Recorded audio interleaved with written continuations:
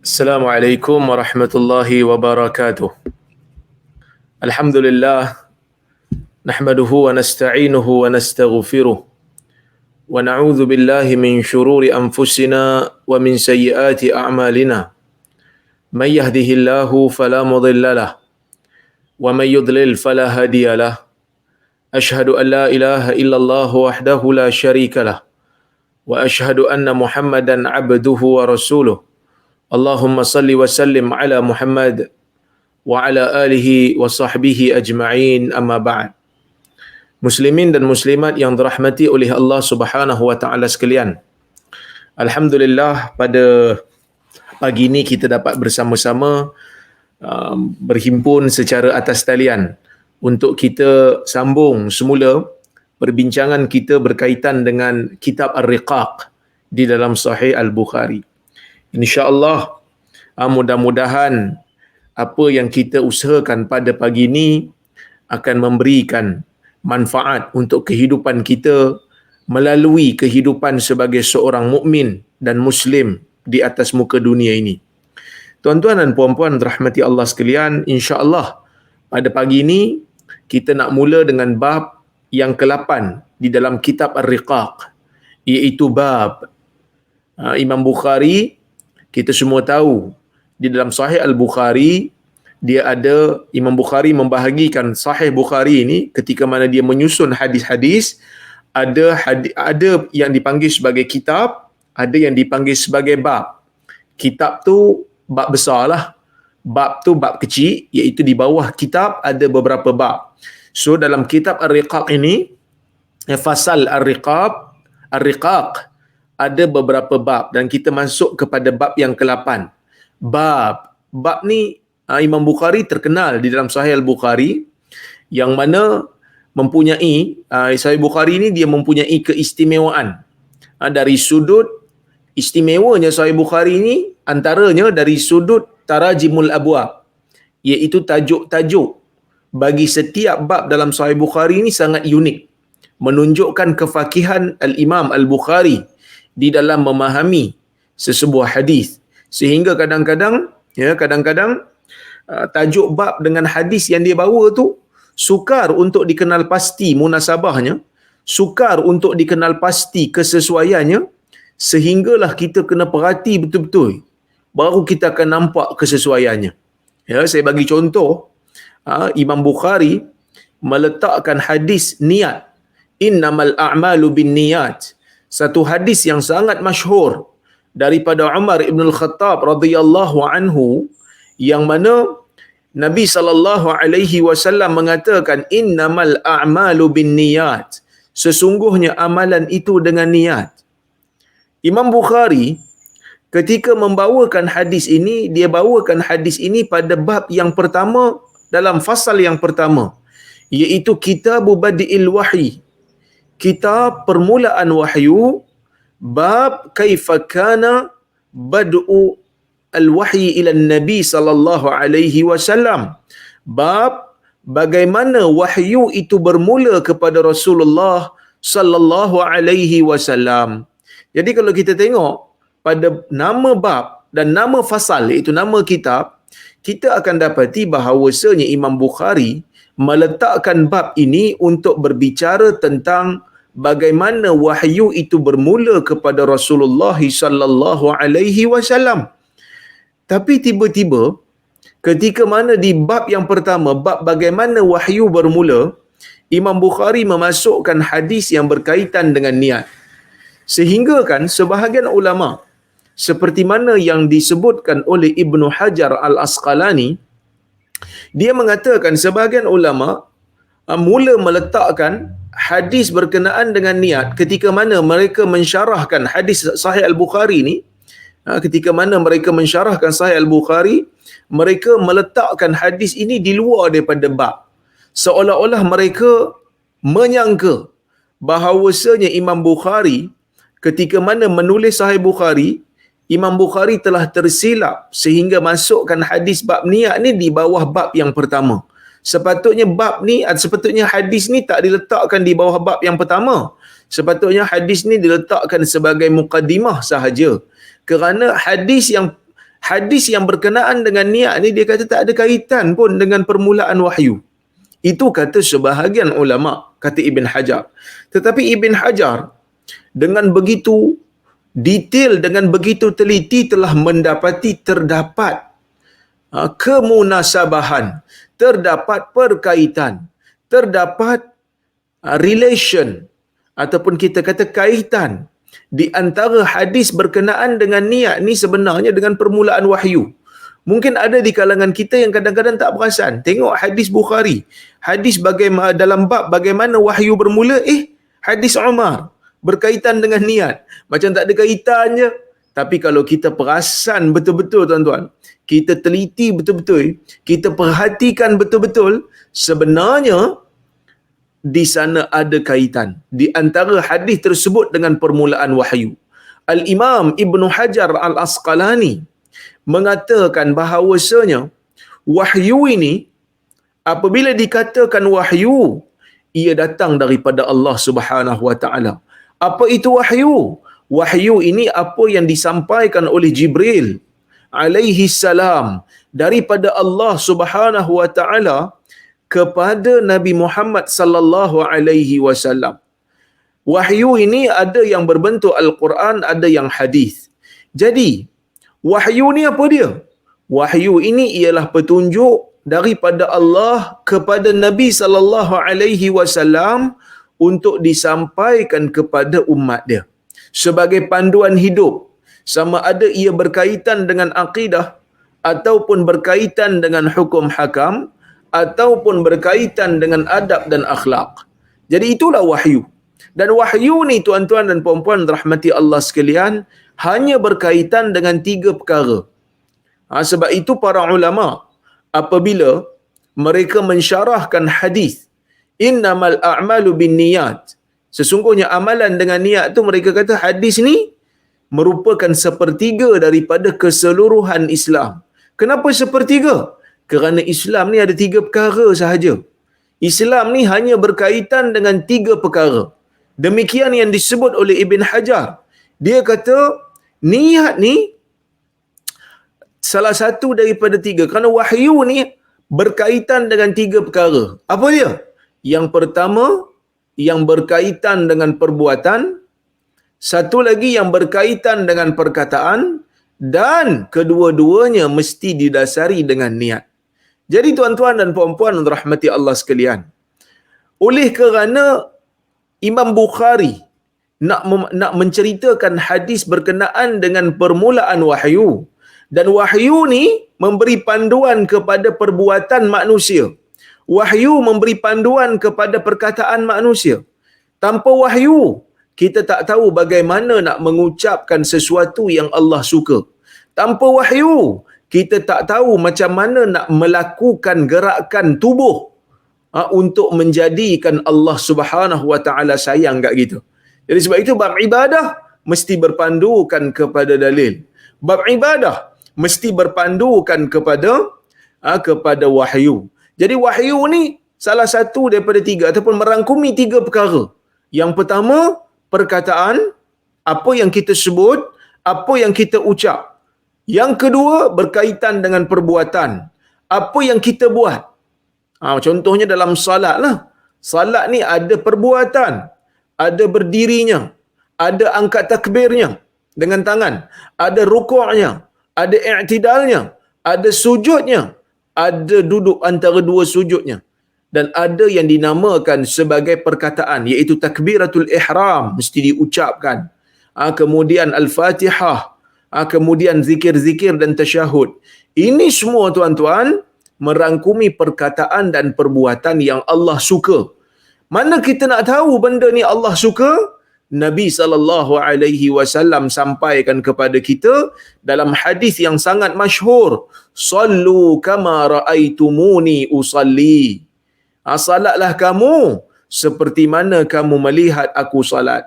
Jadi Nabi SAW menunjukkan kepada kita tata cara bagaimana nak salat yang merangkumi perbuatan dan perkataan yang Allah suka untuk kita buat, Allah perintahkan untuk kita buat. Dan dimulai dengan niat, iaitu niat untuk menyembah Allah, niat ikhlas kepada Allah, berapa rakaat, waktu apa, semua itu perlu ada di dalam jiwa. Oleh kerana wahyu ini tidak bermula melainkan dengan membincangkan tentang perkataan, perbuatan dan niat orang untuk menghambakan diri kepada Allah. Dan hadis ini merupakan hadis yang asas di dalam bab niat, dan niat, kalau tak ada niat, ibadat tidak akan jadi sah. Jadi perbuatan dan perkataan itu mesti didahului dengan niat. Jadi sebab itu wahyu apabila ia bermula, maka ia memberikan satu kaedah yang sangat besar kepada orang mukmin. Perlulah menjadikan niat kamu ini benar, niat itu betul, hanya semata-mata untuk menyembah Allah. Dan sebahagian yang lain mengatakan Allah Subhanahu wa taala ketika mana mengutuskan Nabi Muhammad sallallahu alaihi wasallam menjadi nabi, ketika itu Nabi sallallahu alaihi wasallam mempunyai niat yang sangat bersih. Nabi sallallahu alaihi wasallam mempunyai niat yang sangat ikhlas.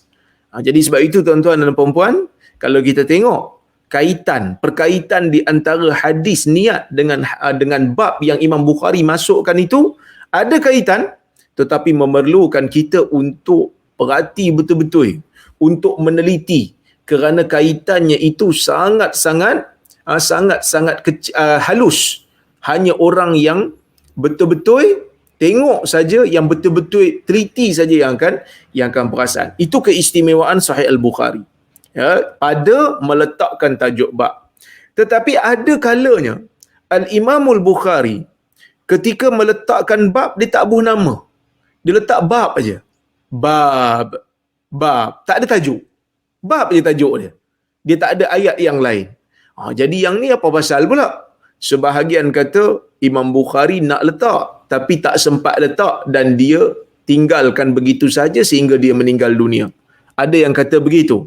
Tetapi ada juga di kalangan para ulama, pengkaji-pengkaji, terutamanya pengkaji moden, mengatakan apabila Imam Bukhari meletakkan tajuk bab saja, tak ada ayat yang lain, ia seolah-olah nak memberi isyarat bahawasanya hadis yang terdapat di dalam bab yang diletak ini mempunyai kaitan dengan bab sebelumnya. Cuma kaitan tu tak begitu secara langsung, ataupun kaitan tu tak begitu jelas, tapi ada kaitan. Jadi Imam Bukhari membezakannya dengan bab. Kita tengok, ya, dalam bab ini Imam Bukhari membawakan ayat Al-Quran. Qaulullahi ta'ala, firman Allah Subhanahu wa ta'ala, ya ayyuhan nas inna wa'dallahi haqq fala taghurrannakumul hayatud dunya wala yaghurrannakum billahil gharur inna syaitana lakum adu fattakhidhuhu aduwa innama yad'u hisbahu liyakunu min ashabis sa'ir.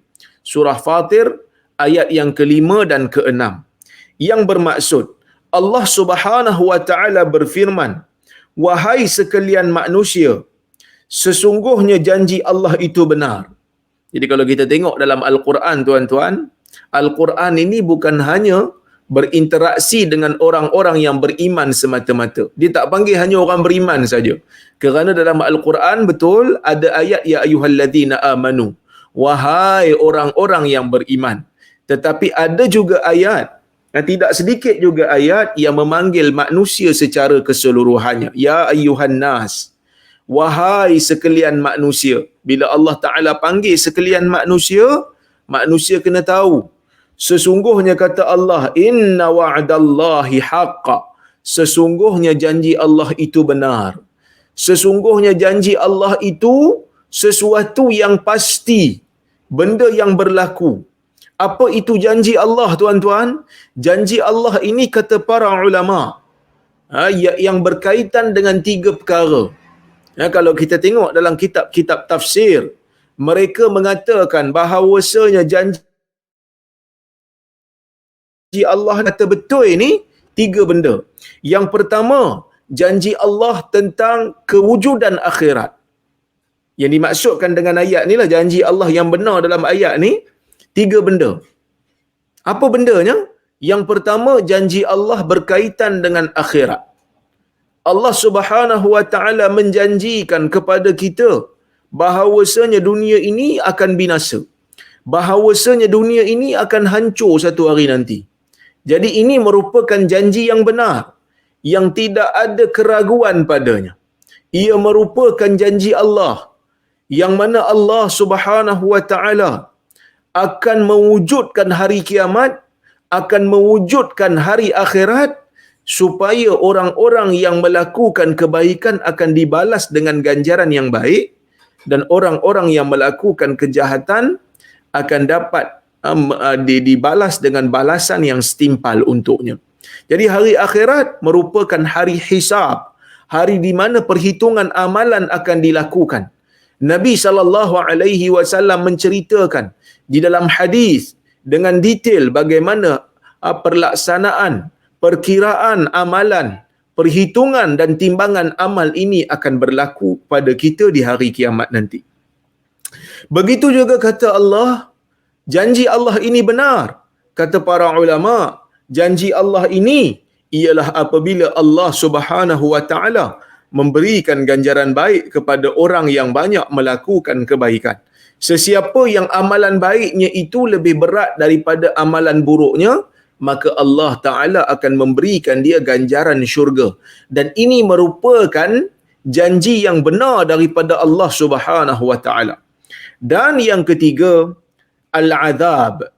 Azab merupakan janji Allah Subhanahu wa taala, iaitu janji Allah Subhanahu wa taala untuk memberikan azab kepada mereka-mereka yang kufur kepada Allah.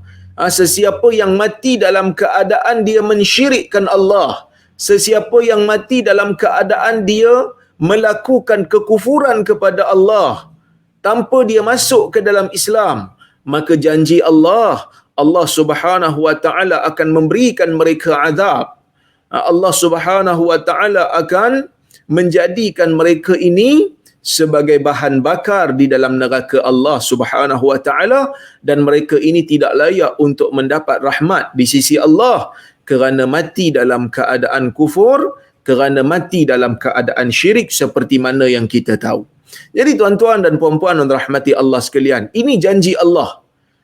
Apa janji Allah? Janji benda yang belum kita nampak. Janji kepada kita tentang perkara yang belum kita lihat. Tetapi orang-orang yang beriman, apabila dia membaca ayat Al-Quran, Allah mengatakan janji Allah itu benar, maka dia percaya walaupun dia tak pernah lihat. Dia percaya walaupun dia tak pernah tengok. Jadi janji itu dipegang oleh orang mukmin. Mungkin ada di kalangan orang-orang yang tak percaya. Mungkin ada di kalangan orang-orang yang kata, alah, belum tentu ada. Kita enjoy lah kehidupan dunia kita ni. Yang mana kehidupan ni yang pasti. Kehidupan akhirat belum tentu ada. Entah kita bangun, entah tidak. Tetapi orang yang beriman, apabila membaca ayat Al-Quran, bila membaca hadis yang berkaitan dengan hari akhirat, yang berkaitan dengan syurga, yang berkaitan dengan neraka, yang berkaitan dengan pahala dan dosa, mereka akan percaya. Kenapa?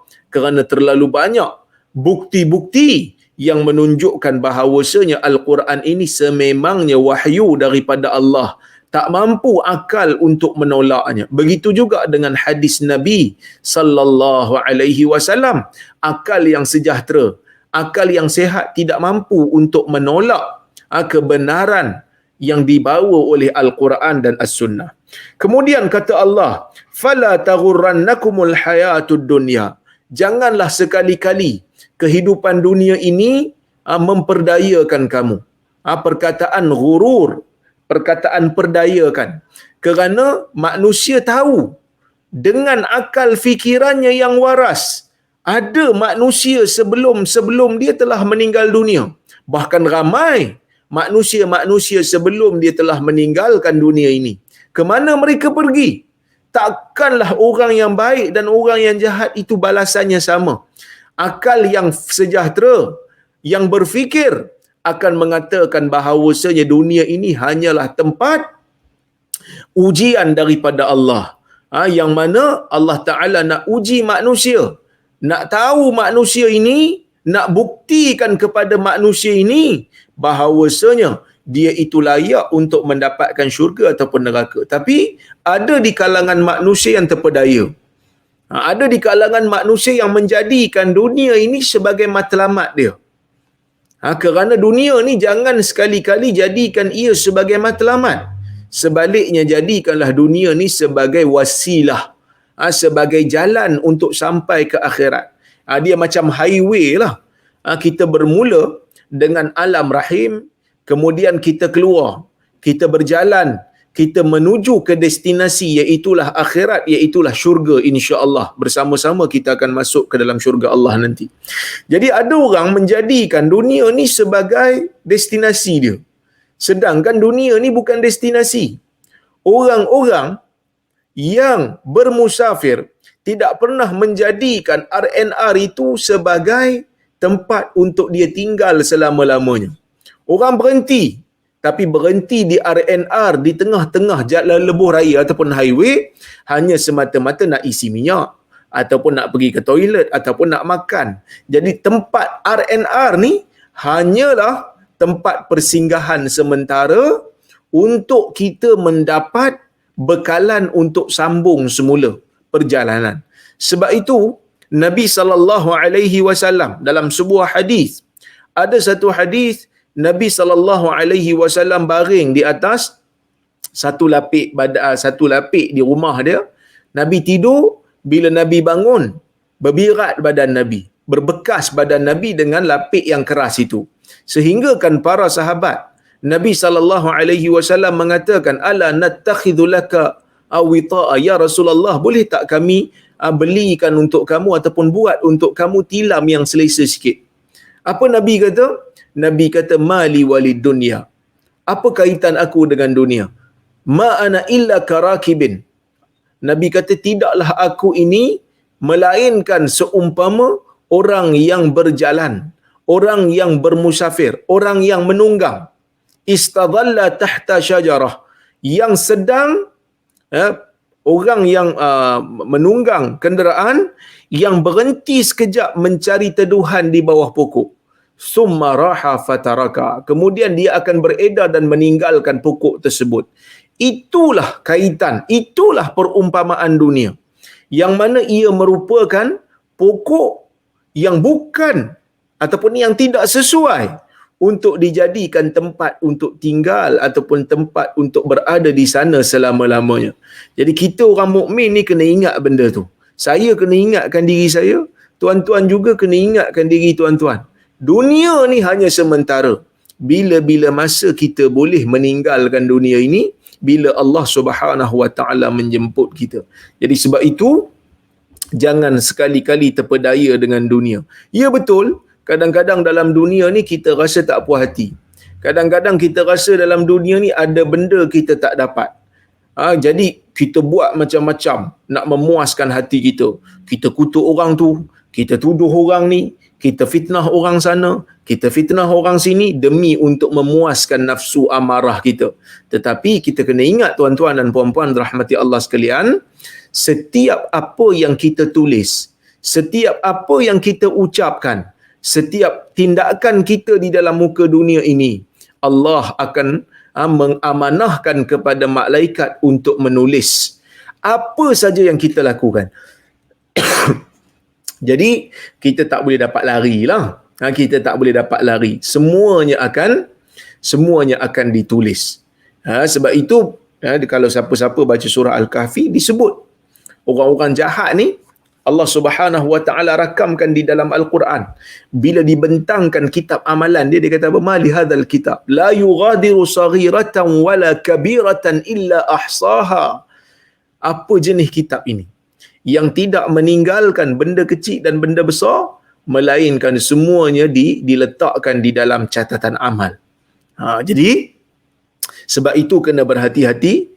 Kehidupan dunia ni kadang-kadang mereka kan, oh kita ada duit, kita boleh pengaruh orang, kita ada kemampuan, kita boleh beli orang untuk bersama dengan kita, untuk kutuk orang tu, untuk fitnah orang ni, untuk buat zalim kepada orang tu.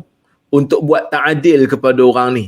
Tetapi ingat, kita ada satu hari di mana kita bersama-sama akan berada di hadapan Allah Subhanahu wa taala, akan dihisap, akan dihitung segala amalan kita. Jadi tuan-tuan dan puan-puan rahmati Allah Subhanahu wa taala sekalian, Allah pesan kepada kita, janganlah kehidupan dunia ni melekakan kita. Jangan kehidupan dunia ni menipu kita, seolah-olah nak kata dunia ni lah segala-galanya. Tidak. Kalau Allah memberikan kita kesenangan, maka kita gunakan kesenangan dunia ini untuk mendapat keselesaan akhirat. Sesiapa yang hidup dalam dunia ini, Allah berikan ujian yang sangat berat, Allah berikan musibah yang teruk, maka sabarlah. Jangan sekali-kali kehidupan dunia ni menjadikan kita hilang sabar dengan ujian Allah, sehingga kita kufur kepada Allah dengan mengatakan Allah tidak adil. Na'udzubillah. Kerana kehidupan dunia ni hanyalah sementara. Kehidupan dunia ni sekejap sangat. Jangan tertipu dengan dunia. Apa yang Allah Ta'ala berikan kepada kita daripada habuan dunia, gunakanlah dengan sebaik-baiknya, dengan amanah, supaya tidak membinasakan akhirat kita. Berapa ramai di kalangan manusia yang mendahulukan kehidupan dunia dia, kemudian sebaliknya dia membinasakan akhirat dia semata-mata untuk mengejar dunia. Ni benda yang sangat tak patutlah, sangat rugi. Baik. Tuan-tuan dan puan-puan rahmati Allah sekalian, kata Allah lagi, wala yaghurrannakum billahil gharur. Janganlah ada di kalangan kamu ini yang terpedaya dengan gharur, terpedaya dengan pemerdaya. Jangan ada di kalangan kamu ini yang tertipu. Jangan ada di kalangan kamu ni yang tertipu.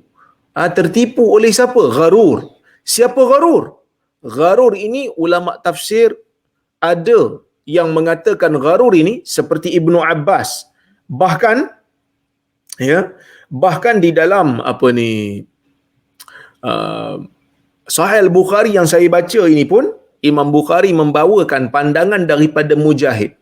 Mujahid ni tabi'i, anak murid kepada Ibnu Abbas. Mujahid bin Jabr. Dia mengatakan al-gharur asy-syaitan. Gharur ini merupakan syaitan. Janganlah syaitan itu memperdayakan kamu tentang Allah. Jangan syaitan ini perdayakan kamu tentang Tuhan kamu yang satu. Jangan sampai kamu menjadikan syaitan itu sebagai sahabat kamu. Jangan sampai kamu menjadikan syaitan itu sebagai penasihat kamu untuk kamu menjalani hidup sebagai hamba Allah. Jangan. Jadikan syaitan itu sebagai musuh kamu. Sebab itu tuan-tuan dan puan-puan rahmati Allah sekalian, Allah menyebutkan di ayat selepas itu, inna syaitana lakum adu fattakhidhuhu aduwa. Sesungguhnya syaitan ini merupakan musuh bagi kamu, maka jadikanlah dia itu sebenar-benar musuh. Jadikan dia itu musuh. Kamu kena tahu syaitan itu musuh. Kamu kena pandai beza. Yang ni datang daripada syaitan ni. Yang ni datang daripada syaitan. Maka kita jadikan ini nasihat. Datang daripada syaitan aku tak boleh ikut. Kerana nasihat yang datang daripada syaitan sebenarnya akan membinasakan aku, kerana ia datang daripada musuh. Nasihat yang datang daripada musuh ni tak mungkin ia akan menyelamatkan kita. Ini benda yang kita kena tahu. Orang kata apa? Tradisi kehidupan. Jaranglah kita nak dengar nasihat daripada musuh, nasihat yang baik.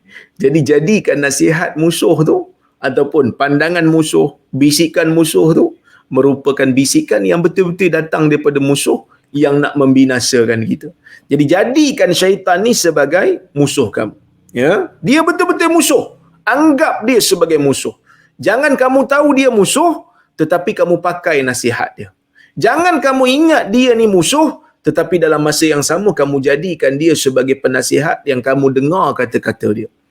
Ini yang kadang-kadang kita terlepas pandang. Kita tak suka pada satu orang. Katalah kita tak suka pada satu orang. Sebab apa kamu tak suka dia? Dia ni suka kutuk orang. Tapi dalam masa yang sama kita kutuk dia balik. Kan?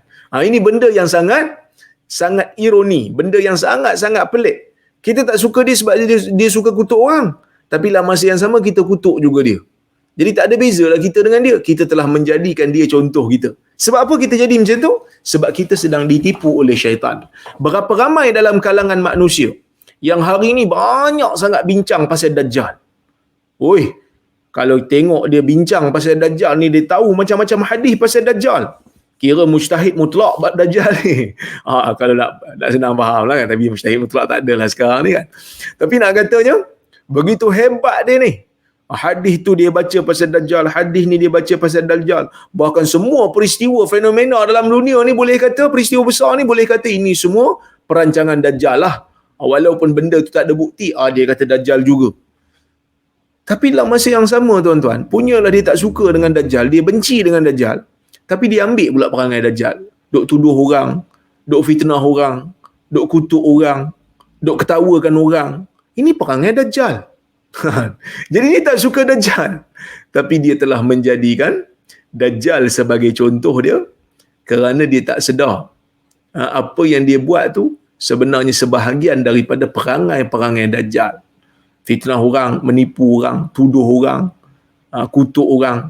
Jadi tuan-tuan dan puan-puan rahmati Allah sekalian, benda ni Allah Ta'ala pesan kepada kita. Kenapa? Bila Allah Ta'ala kata janganlah memperdayakan kamu tentang Allah, tiba-tiba Ibnu Abbas, Mujahid mengatakan gharur itu maknanya adalah syaitan. Kenapa? Walaupun saya kata ada sebahagian ulama yang kata gharur ini bukan syaitan. Gharur ni semua benda yang batil. Tetapi ramai juga dalam kalangan ulama yang mentafsirkan perkataan gharur ni, pemerdaya ni, sebagai syaitan. Kenapa syaitan? Kerana syaitan itu asas bagi setiap pemerdayaan. Tidak ada yang memperdayakan kita, melainkan syaitanlah pemerdaya yang paling besar sekali. Syaitanlah penipu yang paling besar. Sebab itu Allah Ta'ala kata, sebab ayat selepas itu menunjukkan kepada kita gharur itu memang syaitan lah. Iaitu, inna syaitana lakum adu fattakhidhuhu aduwa.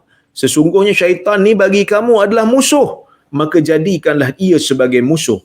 Innama yad'u hizbahu liyakunu min ashabis sa'ir. Sesungguhnya syaitan ini menyeru puak-puaknya. Syaitan ini menyeru orang-orangnya supaya mereka ini menjadi di kalangan ahli neraka. Jadi kita tengok tuan-tuan, hadis yang berada di dalam bab ini, iaitu hadis, kalau saya duk perasan ni, inilah satu-satunya hadis dalam bab yang tidak bertajuk ini, iaitu hadis yang ke-6433.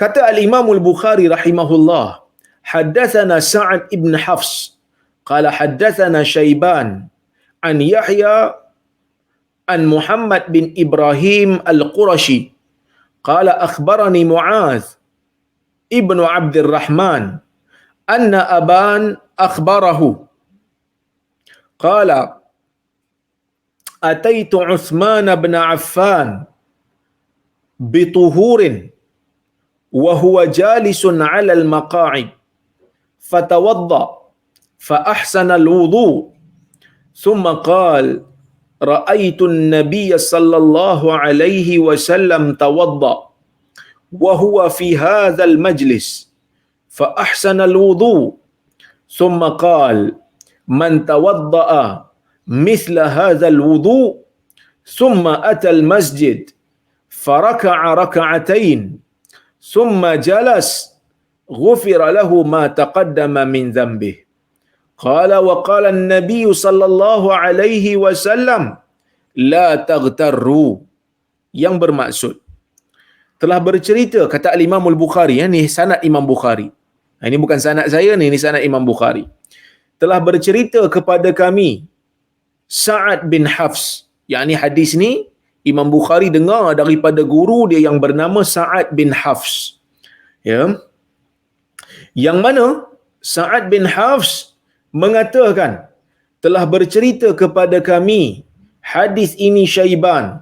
Syaiban ni nama dia Syaiban bin Abdul Rahman. Syaiban bin Abdul Rahman, yang mana dia mendengar ataupun dia mengambil hadis ini daripada Yahya. Imam Bukhari tak bagi tahu Yahya mana. Tapi setelah kita semak-semak, kita himpunkan sanad-sanad hadis ni, kita kenal pasti Yahya ni adalah Yahya bin Yahya bin Katsir. Yahya bin Katsir. Kemudian Yahya mengambil hadis ini daripada Muhammad bin Ibrahim Al-Qurashi. Ya, Muhammad bin Ibrahim Al-Qurashi katanya telah bercerita kepada kami Muaz ibnu Abdurrahman. Muaz ibnu Abdurrahman mengatakan sesungguhnya Ibnu Aban, anna ibnu Aban akhbarahu, anak kepada Aban, ya, mengatakan kepada dia, aku membawa kepada Uthman ibn Affan. Nah, Uthman bin Affan ni sahabat Nabi SAW yang merupakan khalifah Rashid yang ketiga. Khalifah Rashid yang ketiga iaitu Uthman ibn Affan. Dia kata, Ibnu Aban kata, dia membawakan kepada Uthman ini dengan air untuk berwudu, air untuk bersuci. Wa huwa jalis 'alal maqa'id. Waktu tu Uthman sedang duduk di tempat duduk dia. Dia duduk, Ibn Aban datang bawa air wudu. Fatawadda, kemudian Uthman pun ambil, ya, bekas air yang dibawa oleh Ibnu Aban tu, maka dia berwudu dan dia menyempurnakan wuduknya. Dia memperbaiki wuduknya, maksudnya dia basuh elok-elok dan dia buat segala perkara yang sunat di dalam wuduk dengan wuduk yang elok, wuduk yang sempurna. Jadi wuduk ni dia ada benda yang rukun, ada benda yang sunat. Jadi menyempurnakan wuduk tu maksudnya wuduk yang baik, wuduk yang merangkumi perkara-perkara yang rukun, fardu, dan juga perkara-perkara yang sunat. Kemudian bila Uthman ni memperbaiki wuduk, kemudian Uthman kata, "Tsumma qala, ra'aitu an-nabiy sallallahu alaihi wasallam tawadda wa huwa fi hadzal majlis." Aku melihat Nabi sallallahu alaihi wasallam berwuduk dan dia ada pada tempat duduk ini, fa ahsanal wudu, dan Nabi juga memperbaiki wuduk. Macam mana aku wuduk hari ni? Macam itulah wuduk yang aku tengok Nabi buat. Jadi Uthman ni dia ulang semula apa yang Nabi buat, iaitu Nabi SAW ambil wuduk, dia pun ambil wuduk, kemudian dia bacakan hadis. Ni boleh masuk dalam salah satu daripada hadis musalsal yang sahih, iaitu hadis yang mana perawi ketika mana nak meriwayatkan sesebuah hadis, dia buat macam mana Nabi buat. Macam mana Nabi buat masa Nabi nak sebut sesebuah hadis, bila mereka nak riwayatkan kepada anak murid mereka, mereka buat seperti mana yang Nabi buat. Ada yang sebut seperti mana yang Nabi sebut. Kadang-kadang pegang bahu, Nabi pegang bahu Ibnu Umar. Jadi perawi pun ikut. Untuk apa benda ni? Untuk tambah ingat. Kerana mengingati sesuatu akan lebih kuat untuk kita, untuk akal kita ingat, bila kita gabungkan di antara sebutan dengan perbuatan.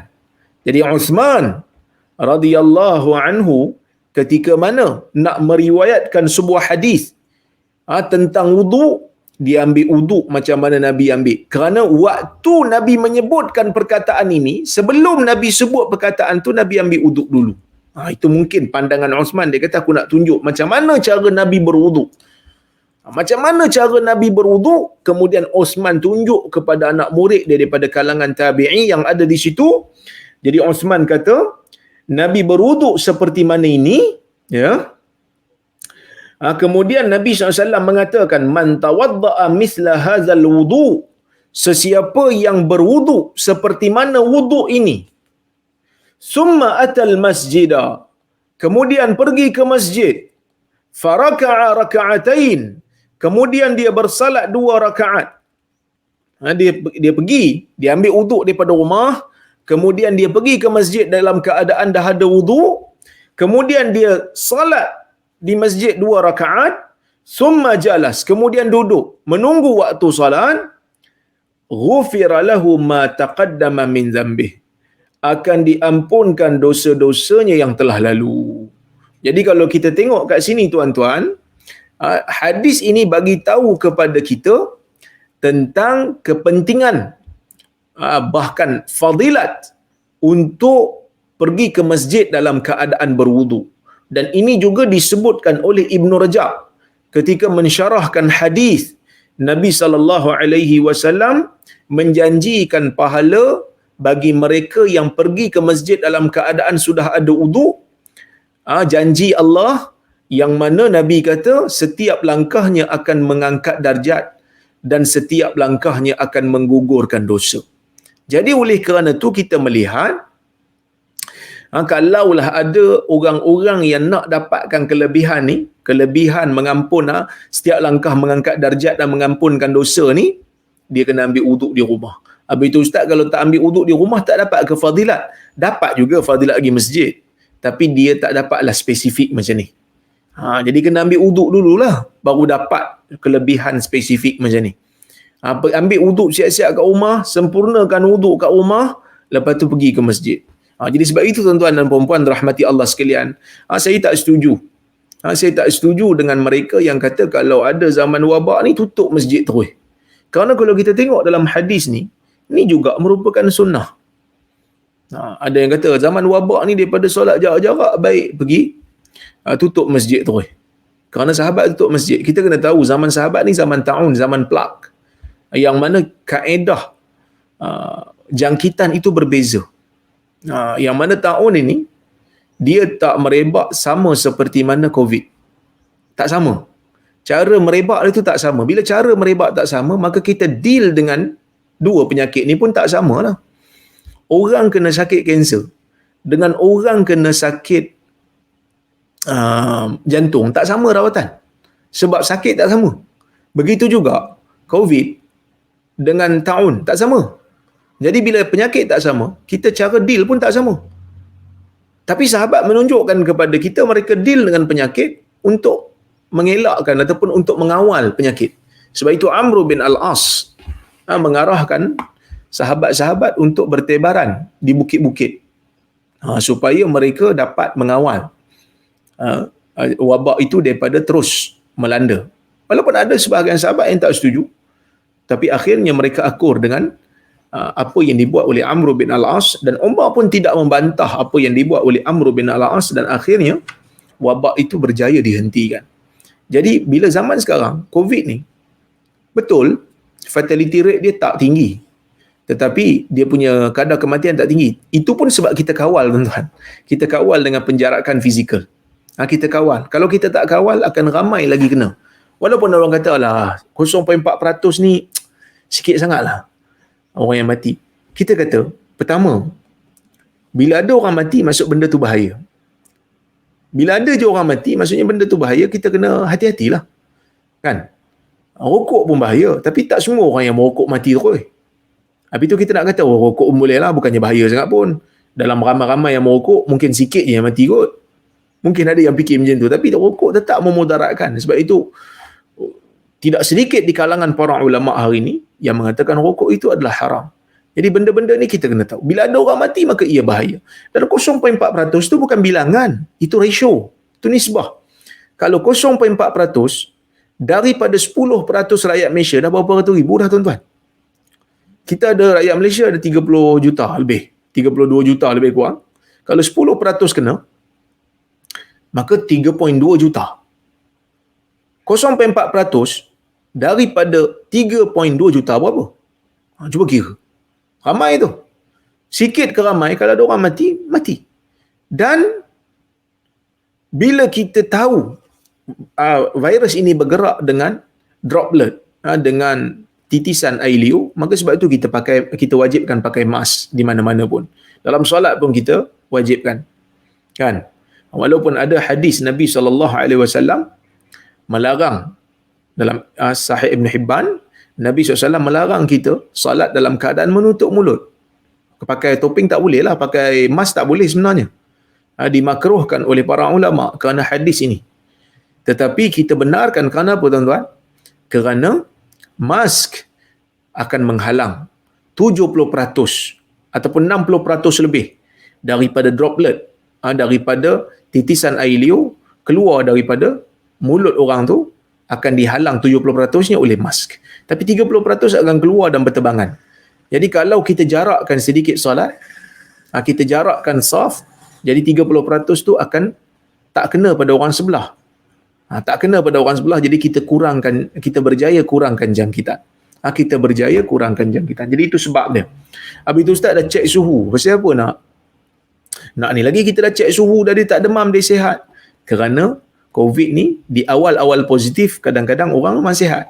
Tapi bila masuk hari kelima, bila masuk hari keenam, dia mula menunjukkan simptom dia. Bahkan ada orang yang kena tak ada simptom pun. Kan? Tapi dia berupaya menjangkitkan orang lain, dan orang lain mungkin akan berada dalam keadaan bahaya. Adik saya sendiri kena tuan-tuan COVID ni kan. Sampai pertahan lah di pusat orang yang kuarantin ramai-ramai ni. Dan dia mengatakan ia satu penyakit yang sangat-sangat berbeza. Hilang diri rasa, lemah seluruh anggota badan. Ada di kalangan sahabat-sahabat saya pun yang terpaksa masuk ICU, oksigen tak cukup, terpaksa pasang alat bantu pernafasan. Ini semua merupakan perkara-perkara yang kita kena tengok balik. Bagi mereka-mereka yang menentang, mungkin ada yang kata nak rapatkan saf. Kalau tak dapat rapatkan saf, tutup je masjid. Jangan. Kerana apa tuan-tuan? Kerana yang pertama, saf itu betul sunnah. Meluruskan dan merapatkan saf sunnah. Pertama, kita dah meluruskan saf. Orang yang jarak hari ni pergi masjid, saf dia lurus. Sunnah itu dapat. Sunnah pergi ke masjid ni, sunnah pergi ke masjid ni. Sunnah mendapat salat berjemaah 27 kali ganda pahalanya, itu pun dapat juga. Jadi kenapa kalau kita tak dapat buat satu sunnah, kita nak batalkan semua sunnah yang ada? Sedangkan kaedah fiqh menyebutkan al-maisur la yasqutu bil ma'sur. Benda yang mudah untuk dibuat, ia tidak akan gugur dengan benda yang sukar. Jadi kita tak dapat buat semua, kita buatlah mana yang kita mampu. Ma la yudraku kulluh la yutraku julluh. Benda yang tak dapat dibuat semua, jangan ditinggalkan semua. Bila satu orang, umpamanya, dia tak mampu nak berdiri. Dia tak mampu berdiri, umpamanya. Dia solat dalam keadaan duduk. Apa tu kata? Nabi SAW tunjuk solat mesti berdiri. Jadi tak payahlah, aku tak payah solat lah. Daripada solat duduk, baik tak payah solat langsung. Adakah begitu cara fikir yang betul? Tak. Al-maisur la yasqutu bil ma'sur. Benda yang mudah untuk kita buat, kita buat. Mana yang kita tak mampu, kita tak buat lah. Sebab itu saya membangkitkan isu salat duduk. Siapa yang tengok saya punya, orang kata apa, dialog hari itu, saya bangkitkan tentang salat duduk. Salat duduk ni tuan-tuan, Nabi SAW sebut dalam hadis tentang salat duduk. Hadis Imran bin Husain, salli qa'iman fa illam tastati' fa qa'idan fa illam tastati' fa 'ala janb. Salatlah kamu dalam keadaan berdiri. Kalau tak mampu duduk, mengiring. Miring di atas badan, di atas sisi badan. Orang yang salat duduk, walau macam mana keadaan sekalipun, dia tidak akan mampu untuk meluruskan saf. Kenapa tak mampu lurus? Kerana bila dia duduk, kaki dia mesti ke depan sikit. Sebab punggung dia berada di atas saf yang selari dengan orang sebelah dia. Kaki dia mesti ke depan sikit, maka tak lurus dah saf. Kalau dia salat atas kursi umpamanya, lagi tak boleh rapat. Sebab Nabi SAW bila sebut tentang rapat dan lurus, Nabi maksudkan ialah bahu dengan bahu dan kaki dengan kaki. Tapi kalau dia naik kursi roda, yang rapat dengan orang sebelah ialah kursi roda, bukan badan dia. Adakah kita nak kata ni kalau semayang duduk ni bukan boleh rapat sangat pun, jadi tak payah datang masjid lah sebab saf tak rapat? Adakah begitu kita nak layan dia? Tak. Sepanjang sejarah, orang yang datang dalam keadaan dia duduk pun dia mampu untuk solat di dalam masjid. Tidak ada siapa yang boleh halang dia. Habis itu saf tak lurus, Ustaz. Sebab kalau duduk atas kursi kalau katalah kaki kursi belakang dia tu selari dengan orang sebelah, maka kaki depan kursi berada di depan dan dia akan berada di depan sikit daripada saf. Tak lurus. Tapi kita kata tak apa sebab dia orang uzur. Dia dibenarkan. Kalau kaki depan kursi dia akan berada selari dengan orang sebelah, kaki belakang dia pula ganggu saf belakang. Orang tak boleh solat di belakang. Kenapa? Kalau orang solat di belakang tak muat, akan sujud di bawah kursi dia. Jadi belakang dia akan jadi kosong. Tak ada orang nak solat. Jadi saf tidak akan lurus dan sempurna. Adakah kita kata menyusahkan orang yang tak payah datang? Tak. Tetap digalakkan untuk datang. Cuma kita kata dia solat sekadar dia mampu. Kerana dia memang tidak mampu untuk solat secara dalam keadaan normal. Jadi ini kaedah-kaedah yang kita kena faham. Ini kaedah yang kita kena faham, tuan-tuan, yang menjadi pertimbangan orang-orang fatwa. Ada benda ni saya tak mau hurai panjang lah, saya dah hurai. Mungkin ada sebahagian kita yang kadang-kadang kata, apa ni? Tanya soalan yang tak ada kaitan. Soalan yang tak ada kaitan bagaimana? Ia sangat ada kaitan kerana saya menggambarkan salat dalam keadaan uzur. Begitu juga hadis Nabi SAW melarang seseorang untuk solat di tengah-tengah tiang kerana saf ni tidak bersambung menurut para ulama. Tetapi kalau dah tak ada ruang, datang solat Jumaat, tengok tak ada ruang dah, betul-betul tengah-tengah tiang tu je kosong, solatlah begitu saja. Solatlah. Kerana apa? Kerana tidak ada ruang lain untuk kita meluruskan saf. Tambahan pula kalau solat itu solat Jumaat yang perlu untuk berjamaah. Jadi solat je. Itu menurut pandangan ulama. Jadi kita kena tahu ada waktu uzur yang kita perlu tinggalkan seketika. Kita bukan membenci sunnah. Kita bukan sekadar kita bukan suka-suka menyanggahi sunnah, tetapi kita tidak mampu untuk melakukan sunnah seketika. Seperti mana orang yang tidak mampu untuk berdiri dalam solat, bukan dia membenci sunnah, bukan dia menyanggahi sunnah, tapi dia tak mampu nak buat sunnah, tetapi sunnah yang lain dia buat. Apabila dia datang ke masjid, itu juga adalah sunnah dalam keadaan berwuduk. Apabila dia salat berjemaah di masjid, itu juga adalah sunnah yang Nabi SAW sangat galakkan. Apabila dia menunggu waktu salat, itu juga adalah sunnah. Jadi sunnah ni banyak, tuan-tuan. Kita tak dapat buat satu, tapi kita buat yang lain sekadar yang kita mampu. Jadi jangan kerana satu sunnah tak dapat buat, kita tinggalkan semua sunnah-sunnah yang lain. Ini satu pandangan yang bagi saya kurang tepat sikit lah. Baik. Kemudian bila Nabi SAW kata ghufira lahu ma taqaddama min dhanbi, akan diampunkan dosa-dosanya yang telah lalu. Wa qala an-nabiy sallallahu alaihi wasallam la taghtarru, dan Nabi SAW bersabda la taghtarru, janganlah kamu terperdaya. Janganlah kamu terperdaya. Mungkin ada di kalangan tuan-tuan dan puan-puan yang kurang faham sikit kenapa hadis ni Imam Bukhari masukkan di bawah ayat, selepas daripada ayat jangan terpedaya. Sebab ayat tadi, ayat Quran tadi, Imam Bukhari bawakan cerita pasal jangan terpedaya dengan syaitan, jadikan syaitan itu sebenar-benar musuh. Kerana syaitan ni kalau kamu ikut dia, dia akan bawa kamu ke neraka. Jadi apa kaitan ayat Quran tadi yang mengatakan kamu jangan terpedaya dengan syaitan dengan hadis berkenaan dengan wuduk? Apa pula kaitannya? Kaitannya di hujung tu. Nabi SAW kata la taghtarru, jangan kamu terpedaya. Kenapa Nabi kata jangan terpedaya? Ibn Hajar di dalam Fathul Bari, kalau saya tengok kitab yang saya pegang ni, kitab Fathul Bari, jilid yang ke-11, Fathul Bari,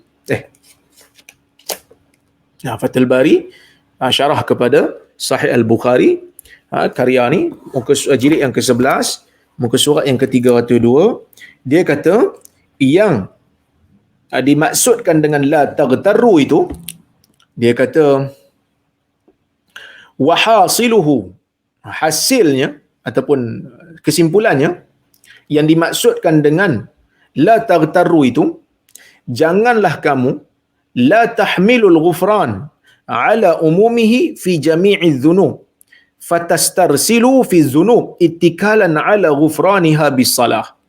Yang dimaksudkan dengan Nabi SAW jangan kamu terpedaya tu, jangan sekali-kali kamu menjadikan pengampunan yang Nabi kata tadi secara umum pada semua jenis dosa, maka kamu itu akan terus melakukan dosa kerana kamu menyangka ia telah diampunkan dengan salat. Walaupun Nabi janjikan pengampunan, ghufira lahu ma taqaddama min dhanbi, diampunkan dosa yang telah lalu, tapi kamu jangan terpedaya, kata Nabi. Jangan ingat dosa itu semuanya akan diampunkan. Jadi kamu bila kamu solat aja, ambil uduk di rumah, pergi masjid salat, lepas tu boleh buat dosa apa saja. Tak apa. Saya buat dosa sekarang, nanti bila masuk waktu saya ambil lah uduk, pergilah masjid balik, pergilah salat, akan diampunkan juga dosa saya ni. Jangan sekali-kali menganggap begitu. Kerana kata Ibn Hajar, fa inna salah allati tukaffiru dhunub hiyal maqbulah. Kerana dosa yang diampunkan ini ataupun salat yang menjadi penyebab kepada keampunan dosa ini ialah salat yang diterima oleh Allah. Walat tila'a li ahadin alaih, dan tidak ada seorang pun yang tahu melainkan Allah. Tak ada seorang pun tahu solat kita ni diterima ke tidak. Saya pun tak boleh kata solat saya confirm diterima oleh Allah. Tuan-tuan pun tak boleh kata begitu. Jadi solat yang betul-betul akan mengampunkan dosa ni solat yang diterima oleh Allah. Jadi kita tak tahu. Jadi sebab tu jangan buat dosa. Jangan terpedaya.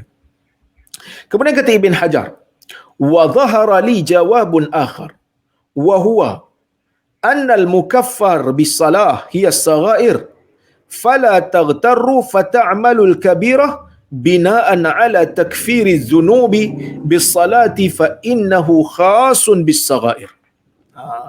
Iaitu kata Ibn Hajar, terzahir bagi aku, terbit bagi aku jawapan yang lain, iaitulah dosa yang diampunkan dengan salat ini ialah dosa kecil. Maka janganlah kamu terpedaya. Jangan kamu terpedaya sehingga kamu mengamalkan dosa-dosa besar. Kerana kamu menyangka dosa ini akan diampunkan dengan salat. Sedangkan pengampunan itu hanyalah khusus bagi dosa-dosa yang kecil sahaja. Dosa tu hanya khusus bagi mereka-mereka yang buat dosa kecil. Jadi kalau kita tengok kat sini tuan-tuan, itu sebenarnya yang dimaksudkan oleh Al-Imam Al-Bukhari bila masukkan hadis ni. Jangan terpedaya. Kenapa jangan terpedaya? Betul. Wuduk di rumah, pergi ke masjid mengampunkan dosa yang terlalu. Tapi dosa itu adalah dosa kecil kata Ibn Hajar. Dan pengampunan dosa tu pula bergantung kepada penerimaan salat. Kalau salat diterima, okeylah. Tapi siapa yang tahu salat diterima ke tidak? Tak ada siapa yang tahu.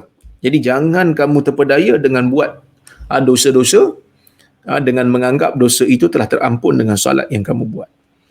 Aw la tastakthiru minas saghair. Ataupun kata Ibn Hajar, mungkin maksud Nabi jangan terpedaya ni, jangan kamu banyak melakukan dosa kecil. Fa innaha bil israr tu'ti hukmal kabirah fala yukaffiruha. Kerana dengan kita sentiasa melakukan dosa kecil, ia menjadikan perbuatan sentiasa melakukan dosa kecil itu akan menjadikan dosa kecil sebagai dosa besar. Fala yukaffiruha. Jadi salat tidak mengampunkannya. Fala yukaffiruha ma yukaffiru saghirah. Yang mana sesuatu yang mengampunkan dosa kecil tidak boleh mengampunkan dosa kecil yang dibuat sentiasa. Ya. Jadi ini disebutkan oleh para ulama lah. Antaranya Ibn Abbas ada riwayat menyebutkan tidak ada dosa kecil apabila dosa itu diulang berkali-kali.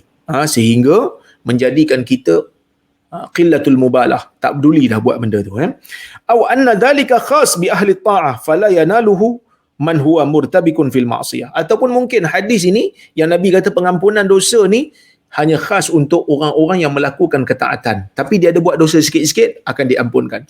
Berbeza dengan orang yang sentiasa berada di dalam maksiat. Jadi tuan-tuan dan puan-puan rahmati Allah sekalian, hadis ini memang ada kaitan dengan ayat Quran yang Imam Bukhari bawakan. Jadi Imam Bukhari ini melihat dengan pandangan yang sangat teliti, yang sangat detail. Seujung tu ada sikit berkaitan dengan fala taghtarru. Dia kata ni ada kaitan dengan ayat Quran yang aku bawa, maka dia bawakan. Sebab itu saya kata pandangan Bukhari ni sangat-sangat teliti, sangat-sangat detail. Dan hadis ni secara umumnya bercerita kepada kita tentang fadilat wuduk lah. Fadilat wuduk dan fadilat wuduk di rumah. Wuduk tu ada fadilat. Dalam hadis yang lain Nabi SAW menyebutkan orang yang mengambil wuduk akan menyucikan dosa dia sehingga keluar daripada celah-celah jari dia. Itu kelebihan wuduk dalam hadis yang sahih. Begitu juga kelebihan wuduk di rumah sebelum pergi ke masjid. Dan kelebihan salat di masjid. Jadi ini semua adalah sunnah dan insya-Allah mudah-mudahan apa yang saya sampaikan pada pagi ini mudah-mudahan ada manfaat untuk diri kita bersama. Jadi jap saya tanda dulu supaya saya tak lupa. InsyaAllah kita jumpa lagi pada kuliah yang akan datang jika ada kesempatan, insyaAllah.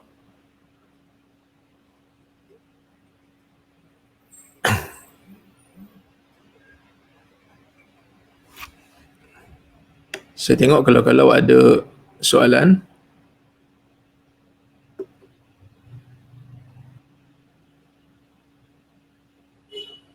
Ni ada yang bertanya. Dia kata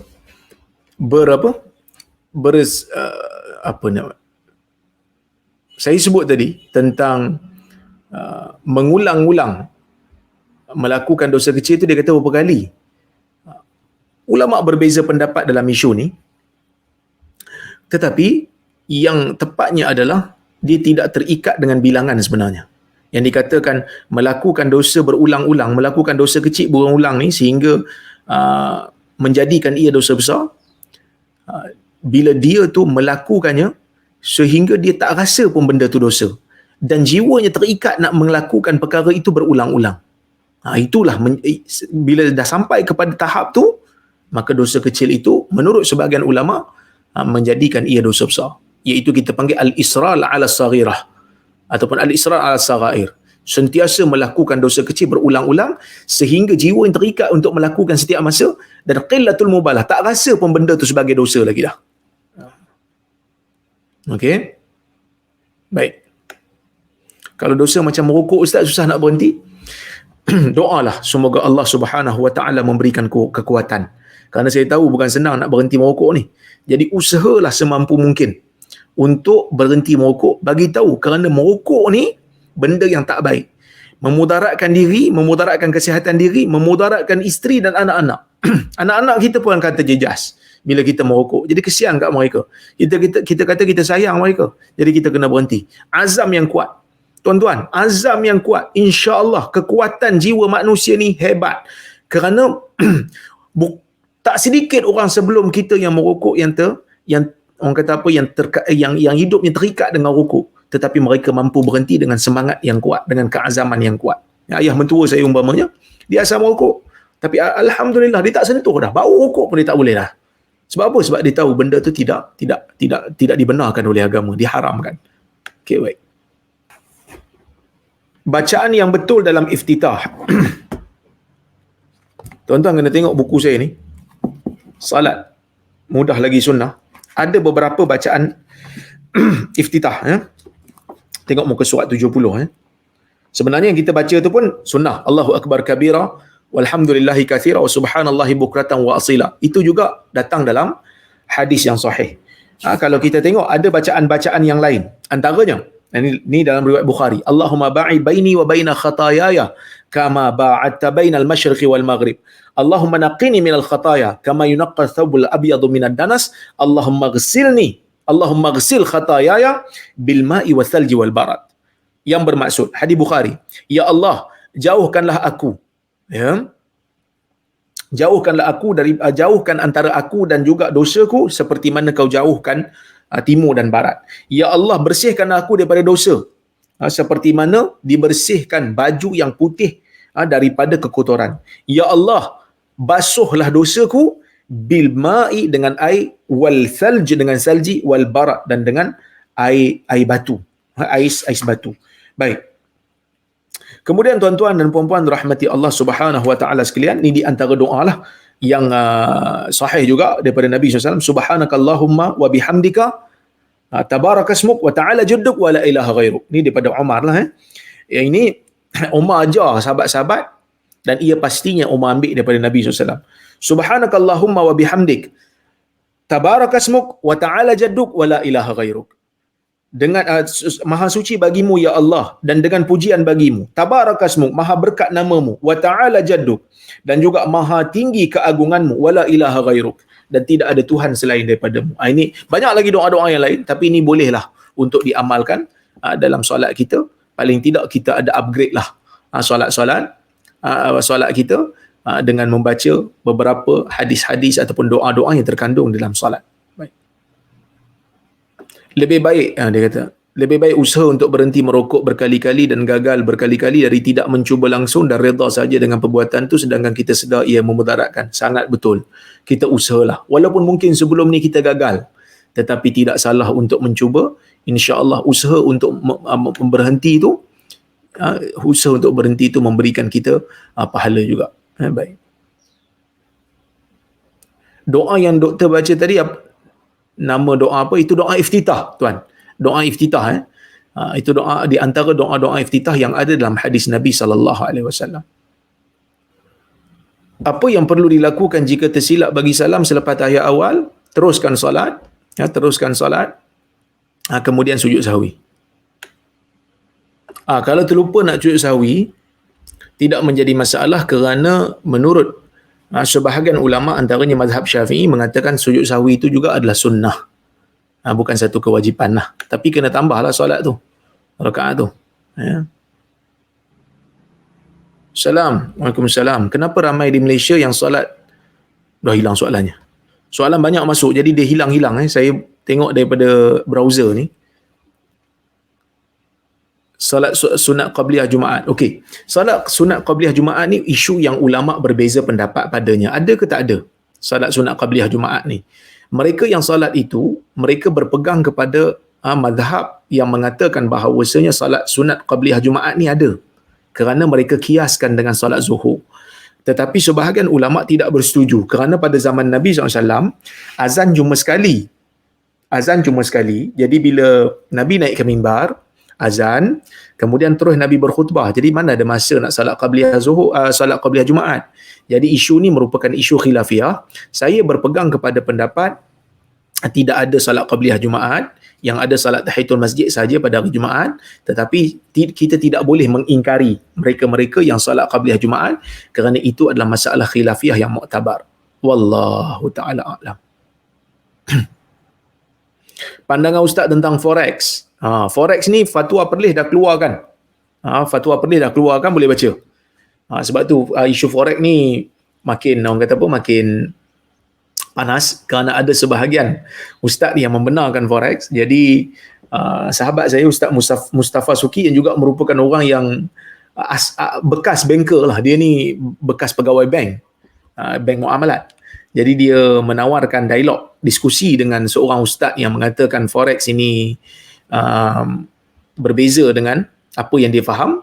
Jadi dia nak buat diskusi, insya-Allah tawaran telah dibuat, surat jemputan pun telah dikeluarkan. Jadi kita menunggulah, kita doalah mudah-mudahan diskusi ini menjadi kenyataan. Bukan untuk bergaduh tuan-tuan, untuk bincang. Kerana ada perbezaan pendapat mungkin, ya.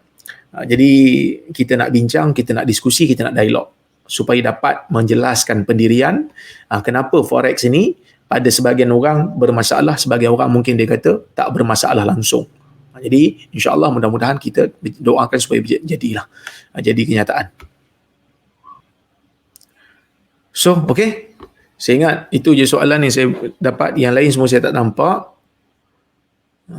Okey, ni ada satu lagi, hukum bekerja di bank. Kalau bank tu bank merupakan bank Islam, umpamanya bank Islam, bank muamalat, bank Islamik, yang ni tak ada masalah. CIMB Islamik, yang ni tak ada masalah.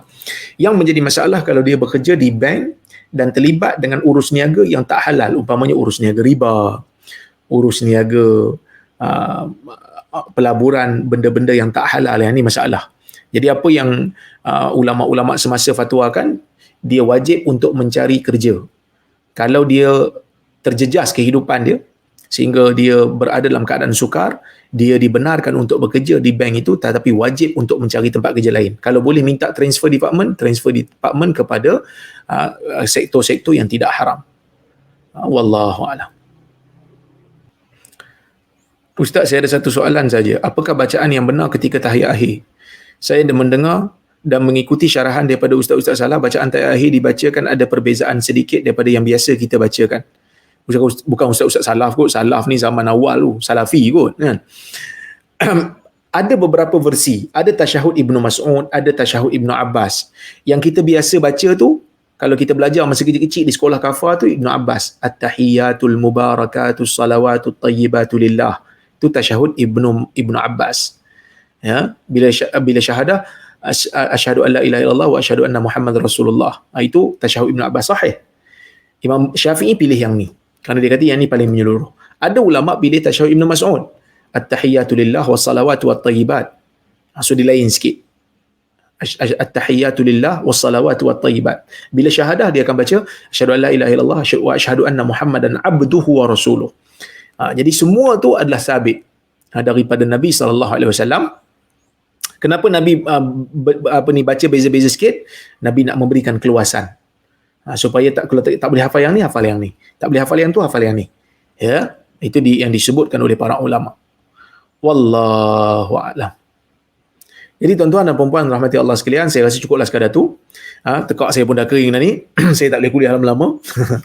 InsyaAllah kita jumpa pada masa akan datang. Terima kasih kepada Omar, terima kasih kepada Haji Abdul Aziz, Kak Zawiyah yang telah menganjurkan majlis pada pagi ini.